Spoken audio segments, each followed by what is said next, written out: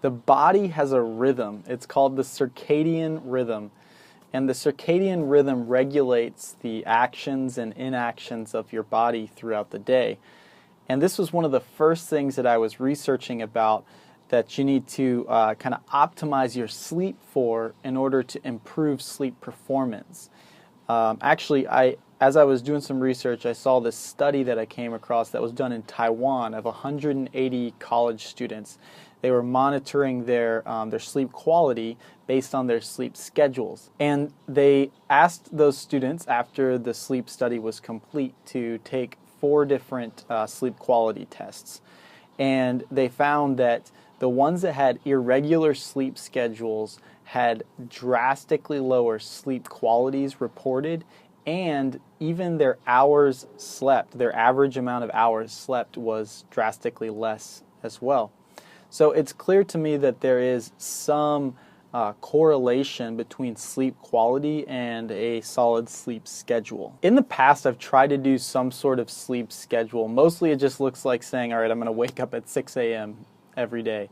And this is because as an entrepreneur, I feel like I'm constantly barraged with this information that's saying that I need to maximize every hour in the day, get as much done as possible, shun sleep, and just work. But for these purposes, when I look into it, article after article, study after study is saying that anything less than 7 hours of sleep per night is too little.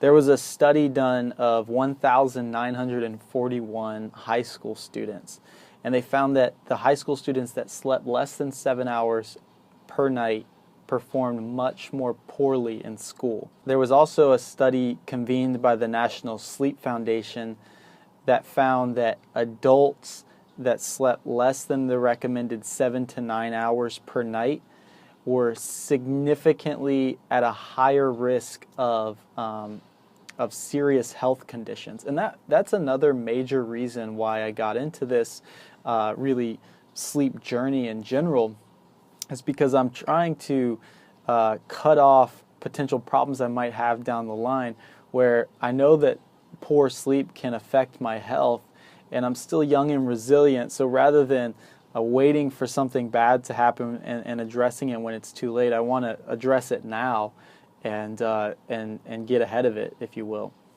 And so all these studies that I talk about in this video, I'll link them in the description so you can go get those and check them out yourself. They make great before bed sleep reading material because they put you right to sleep. I guess this made sense too about adopting the right amount of sleep hours, simply because of the fact that when I tried to change my sleep schedule just by saying that I'm going to wake up earlier and not adjusting my go to sleep time, I've just been purely exhausted the next day. No matter how many days I tried to adopt this new sleep habit, it still was just exhausting because I was getting too little sleep. So this is the first sleep inducer that I decided to adopt this past week, and so we'll talk about what the results have been like in implementing a new sleep schedule around 8 hours of sleep every night consistently. As you may know from the previous video where I talked about the sleep journal, I'm going to be implementing one sleep inducer and one sleep inhibitor, removing one sleep inhibitor every week. So in the next video, I'll be talking about the sleep inhibitor that I removed from this week as well. So you're gonna want to make sure you subscribe to the channel, ding that notification bell so that you can get alerted when that video comes out. So let's talk about what my schedule looked like. In general, this is what it looked like. Go to bed at 10 p.m., wake up at 6 a.m. And I got this by working backwards from when I wanted to wake up, because I knew I wanted to wake up at 6 a.m. I knew I needed to get 8 hours of sleep every night, so I just worked backwards, said go to bed at 10 p.m. And the reason I wanted to wake up at 6 a.m. is because my son, who's 4.5 months old, he starts crying pretty much like clockwork every morning at 8 a.m. And I knew I wanted 2 hours of undisturbed time to just work on Sleep Shifu, because the rest of my days are spent working on my marketing services business, and so I can't really dedicate that time to Sleep Shifu. So that's how I kind of created that time in my day to get this project done. I want to get to the results on how a new sleep schedule helped my sleep and improve my sleep. But first, let's talk about challenges. I noticed that there was a couple of challenges that are kind of I'm coming up against in order to implement this new habit that I'm developing. And the first challenge that I noticed is that my world doesn't just change around me based on my new habit. And by that I mean, I might be waking up at 6 a.m. and going to bed at 10 p.m., but everything else around me is staying pretty much the same. For instance, if I get done with work at 6 p.m. and I go to bed at 10 p.m., I've got 4 hours that I want to, if I want to hang out with my wife and kid, maybe socialize a bit with friends and go out and about, or just do anything else, all of that doesn't lead to me perfectly in bed at 10 p.m. every night. Because my world is not just going to bend immediately to my new schedule. And so that's the first challenge that I'm really coming up against, and the lesson that I've learned here is that this is going to take some serious discipline, planning, and family buy-in. And to her credit, my wife has been very supportive of this new endeavor. And, I don't know, let's see if I drive her crazy eventually with all these new habits I'm putting into place. The second challenge that I noticed right away is that I am not always just getting into bed and then immediately going to sleep. So if I say I want to go to bed at 10 p.m., it doesn't mean that if I get in bed at 9:50 that I'm asleep by 10 p.m.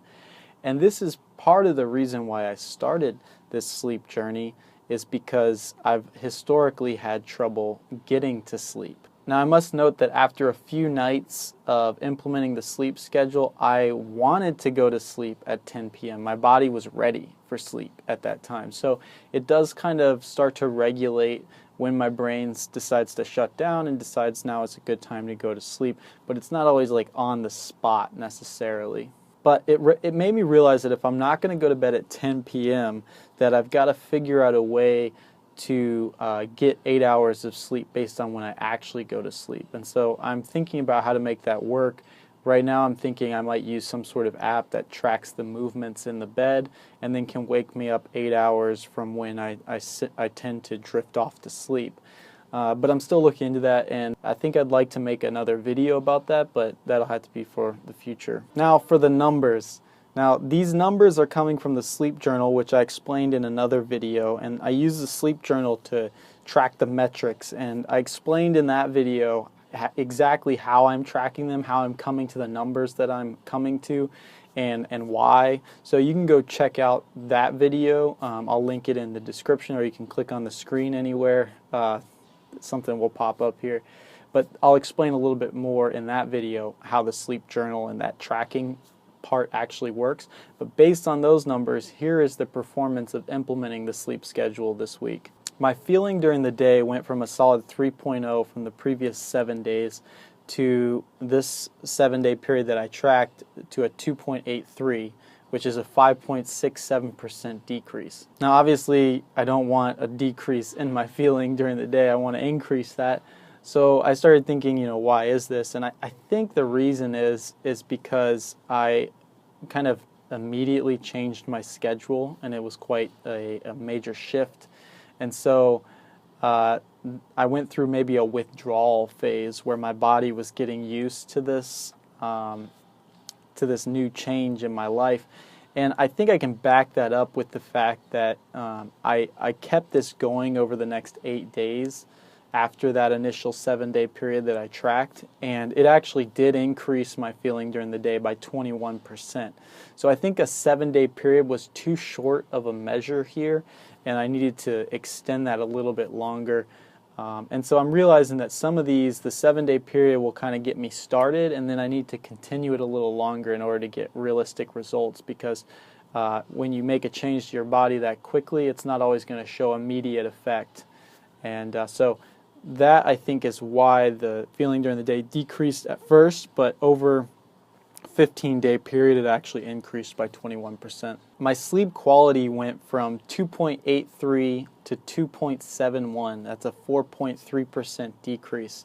Interestingly enough, the sleep quality decreased, and it also decreased even when I extrapolated that out over the next 8 days. And I was trying to figure this out, because to me it seems like if I'm getting consistent 8-hour nights that it should improve my sleep quality, but it didn't, even over 15 days. What I've kind of thought of is that before I had a sleep schedule, I had high highs and low lows. You know, I would sleep for 10 hours one night and then I wouldn't sleep at all the next night. And those nights that I was sleeping 10 to 12 hours per night, I was consistently reporting 4 or 5s on the sleep quality scale. And so that could offset the averages there.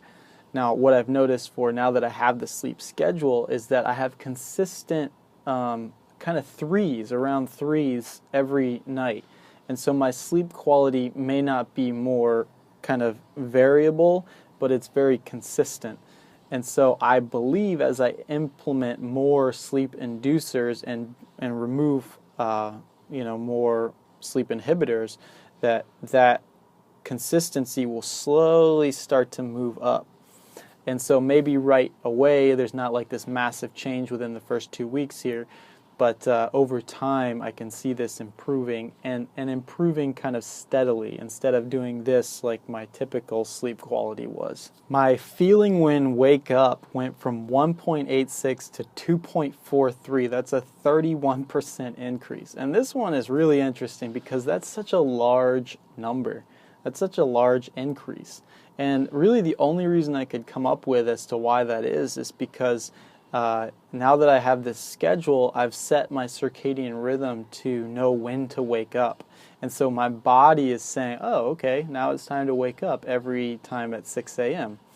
And that's the only reason I could come up with as to why it would increase so drastically over the previous 7-day period. And even when you extrapolate that out over the next 8 days, it's still an increase of 32%. So it is a substantial increase, and I think it has to do with setting the schedule and then that's impact on my circadian rhythm. Just proving the point that circadian rhythm is a very real and important factor in the quality of sleep. So those are the numbers. And in general, I can say that I've noticed a marked improvement in productivity. I'm able to get more done. I'm just getting more done at work, and I'm able to stay focused for longer. Now, I don't know if I can 100% credit this to the fact that I've implemented a sleep schedule because, like I said, I'm also implementing removing a sleep inhibitor every week, and that one was I removed caffeine before midday. And so that might also have an influence on the performance here as well. And I'll get into the caffeine one in the next video, so you're going to want to make sure to subscribe to the channel and ding that notification bell so that you can be alerted when that video comes out. So what's the conclusion here? As I said, I'm either going to keep or discard the new habit that I'm trying every week. And this one, I feel like it needs more time to be played out. This one needs to be played in the long game. And that's simply because I think I need more time to mature the habit to influence my circadian rhythm and to really see that effect. And so I think 7-day period is too short, and I think that's clear in the fact that when I extend it past 8 days, there is some substantial benefits that do occur. And so I'm gonna kind of keep this one in play a little longer and wait to see the benefits. And the simple fact of the matter is I'm getting more done at work. And that's one of the major reasons that I started this, was to be able to stay more focused and be more productive because I have healthier sleep habits. And that's in the midst of making 2 moves and adapting to new life with a baby. I'd like to run this one out for a few more months and then test its effects, and maybe even try to remove the sleep schedule for a week or 2 and see what happens. But that'll have to be for another video. So for now, this one gets the Sleep Shurfu thumbs up, pending further testing. And that's it for this video. I'm gonna go get some work done. See you in the next one.